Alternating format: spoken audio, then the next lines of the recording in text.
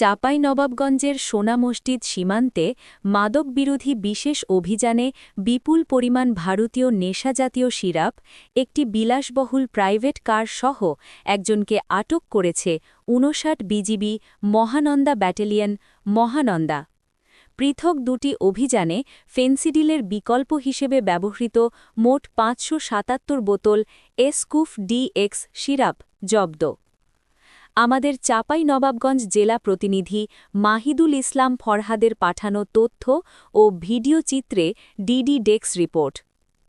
গোপন সংবাদের ভিত্তিতে ১৪ এপ্রিল রাতের প্রথম প্রহরে সোনা মসজিদ বিওপির টহল দল এই অভিযান দুটি পরিচালনা করে।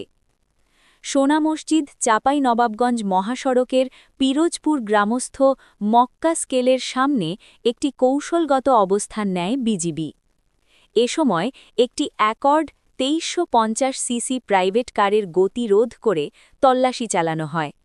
গাড়িটি থেকে ২৮ বোতল নেশাজাতীয় সিরাপ সহ আবদুল্লাহ আল আরাফাত শুভ ২৬ নামের এক যুবককে আটক করা হয়। আটক শুভ নওগাঁ জেলার মান্দা উপজেলার প্রসাদপুর গ্রামের মৃত জসিম উদ্দিনের ছেলে। একই বিওপির অন্য একটি টহল দল বালিয়াদিঘি গ্রামস্থ গণকবর সংলগ্ন দিঘির পাড় এলাকায় অভিযান চালায়।